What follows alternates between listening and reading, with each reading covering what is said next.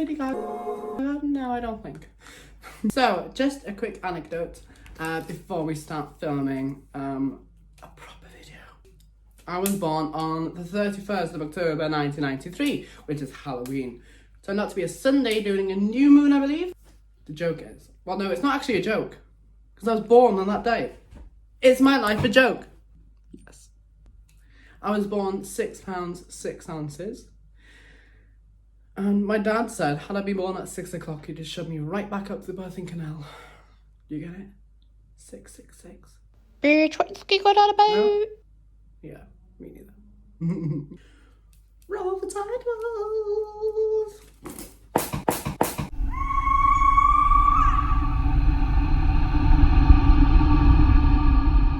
Llanddona Witches. In the 17th century, it wasn't uncommon for people to put bad people into ships without rudders or oars. So they'd set them off in the middle of the ocean to go your own way, basically.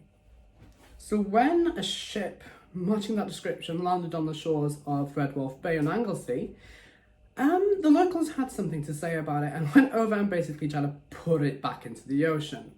All of a sudden, a young lady came off the boat with a stick, stomped it in the ground. All of a sudden, fresh spring came.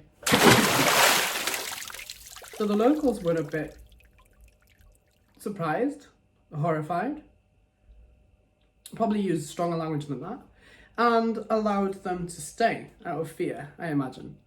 Or out of purpose. Fresh water, come in handy. Now, apparently this well still exists today. I'll attach some links below if I find it. The witches were known for going to the market. Nobody would bid against them because they might get cursed. They would go into shops, take whatever they wanted. Nobody would stop them because they would get cursed. This went on for a long while. These were the women, obviously. The men were known smugglers. And whenever they were confronted by the authorities or the locals, when they were physically outmatched, they'd undo their neck sheaths and release flies. And these flies would go straight into the eyes of the opponents, so nobody would touch them. They got away with this for a long, long time. Until there was a man called Llanddona Witches. He was known as somebody who knew how to fight these witch bitches. He had a birthmark on his chest. He used to nail horseshoes into the top of his building, the doorways, put mountain ash underneath the doorways, etc. So he was well equipped. As far as everybody else was concerned, the witches couldn't touch him.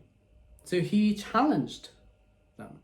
One day he went to fetch his cows from the meadow to be milked, and he found them sitting like cats before a fire with their hind legs behind them. Llanddona took the skin of an adder, burnt it, and scattered the ashes across the horns of the cows. They got up at once and walked off with their usual dignity to the fire. So the bitches got milked. And then another occurrence was one day he'd be turning the milk and it would not turn into butter. And a very unpleasant smell arose from the churn. Llanddona took a crowbar, heated it red hot and put it in the milk. Out jumped a large hare and then ran away through the door of the dairy. After this, the milk turned into beautiful butter. Essentially, whatever the witches were doing, Llanddona would know how to deal with it. So until one day, when he realised that his cows weren't lactating anymore. All that was coming out was blood and pus. He was a bit suspicious. So that same night, he went to look into the fields and saw a hare feeding off the udders of the cows. After finished feeding and draining the cow, it would spit everything that it got out and move on to the next one and the next one. Llanddona knew it was one of the witches called Bella in the form of a hare, and he prepared to stop her evil doing and punish her. The next night, he took his gun, put a silver coin in it, as they believed that the shot couldn't penetrate the witch's body, and placed a bit of a vein under the stock. When he saw her milking the cows, he fired at her. The hare immediately ran off in the direction of Bella's cottage. Llanddona ran after her. He kept running and running and running, keeping her in sight. And he saw her jumping on the lower half of the door to her house. Going up to the cottage, he heard the sound of a dreadful groan, When he reached the door, he went in. There was no hair to be seen, but old Bella was sitting by the fire with blood streaming from her legs. He was never again troubled by old Bella in the shape of a hare, and by drawing blood from the bewitched kind, he broke the spell. Bella made one more attempt to injure him. She went to the cold well and launched at him the great curse of the witches of Llanddona. You ready? Wander for ages and many, and at every step a stile, at every stile a fall, at every fall a broken bone, not the largest nor the least bone, but the chief neck bone every time. Gronwy felt in his bones that he had been cursed. He got some witch's butter that grows on decayed trees and stuck pins in it. When the pain inflicted by the pins penetrated her body, Bella had willy-nilly to appear before him.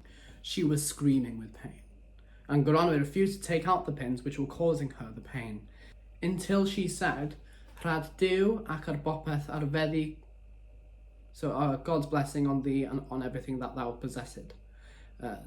Translation. After this, neither Bella nor any of her tribe had any power over Gronwy, or his wife, or his manservant, or his maidservant, or his ox, or his ass, or anything that was his. And that's how they were defeated, I imagine. Now, whether or not they're still going, who knows?